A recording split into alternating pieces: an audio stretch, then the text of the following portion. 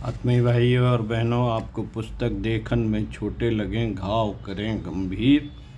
भाग 1, लेखक श्री राम शर्मा आचार्य, पृष्ठ 55 से पढ़कर सुनाते हैं। गरीबों का मसीहा। उफ, यह कलम हुई गरीबी भी कितनी जालिम है। कैसी सिर चढ़कर बोल रही है इन दिनों। जिसके पीछे पड़ गई तो फिर उसकी कमर ही तोड़ डालती है। हाय हाय, भूख से कैसे बिलबिलाते रहते हैं उनके बच्चे, और माँ 24 घंटे काम काम काम। बच्चों की खातिर मशीन की तरह काम करना भी तो पड़ता है। फिर भी यह शैतान पेट भरने का नाम ही नहीं लेता। पिता कठिन परिश्रम करके भी जब आर्थिक दशा सुधार नहीं पाता तो लाचार होकर परिस्थितियों से समझौता कर लेता है। और चारा भी क्या है, समझौता नहीं करे तो और क्या करे। हे भगवान, तुम्हारी सृष्टि में यह विषमता कब तक चलती रहेगी। महाकवि निराला इन्हीं विचारों में डूबते उतराते पैदल चले जा रहे थे। कई दिनों का उपवास, और उस पर पैदल पैर साथ नहीं दे रहे थे, किंतु फिर भी वे किसी प्रकार चले जा रहे थे।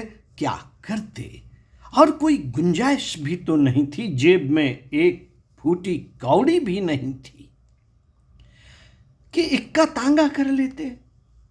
गरीबी के मसीहा को तो गरीब बनकर ही जीना पड़ता है। क्यों?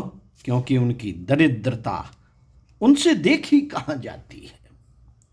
वे स्वयं ऐश मौज करें और उनके दूसरे भाई भूखों नंगों की तरह रहें, ऐसी कल्पना तो उनमें स्वप्न में भी नहीं उठती। इन्हीं परिस्थितियों में सूर्यकांत त्रिपाठी निराला दारागंज से लीडर प्रेस चले आ रहे थे, ताकि प्रेस से रॉयल्टी के कुछ पैसे मिल सकें तो क्षुधा तृप्त हो। प्रेस से रॉयल्टी के 104 रुपए लेकर इक्के में सवार होकर अपनी मुंह बोली बहन माया महादेवी के निवास की ओर चल पड़े। इक्का अभी थोड़ी ही दूर बढ़ा था कि एक टेर सुनाई दी। बेटा, इस अभागिन भूखी को भी कुछ मिल जाए।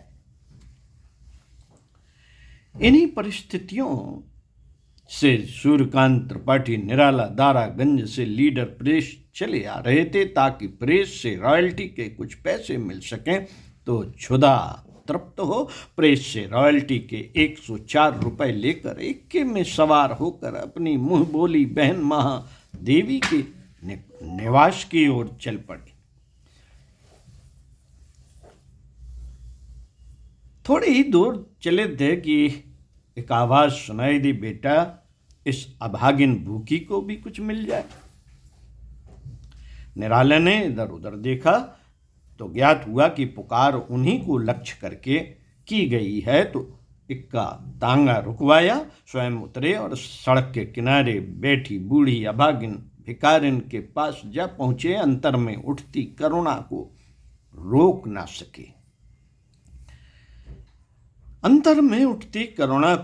ना सके बोले, माँ, हमारे रहते तुम्हें भीख मांगनी पड़ी। हमारे रहते तुम्हें भीख मांगनी पड़े? यह कैसे हो सकता है? और क्या करूं बेटा, बुढ़िया ने अपने क्षीण स्वर में कहा। हाथ पैर चलते नहीं। जब तक ठीक रहे तब तक मैंने भी स्वाभिमानवश किसी के सामने हाथ नहीं फैलाया, और पसीने की कमाई से अपना और अपना परिवार पालती रही। पर अब तो मैं बेटों को फूटी आंख भी नहीं सुहाती। जिनके लिए मैंने अपना खून पसीना एक किया, आज उन्हीं लोगों ने दूध की मक्खी की तरह निकाल कर फेंक दिया। पेट पालने के लिए कुछ तो करना ही था, सो इसे विवश होकर अपना लिया। किसी प्रकार यह बूढ़ा पेट भर जाता है। कवि हृदय तड़प उठा। पूछा, यदि 1 रुपए दे दूं तो कब तक भीख नहीं मांगोगी? कल तक, उत्तर मिला। यदि 5 रुपए दे दूं तो 5 दिन तक भीख नहीं मांगनी पड़ेगी, बुढ़िया ने जवाब दिया।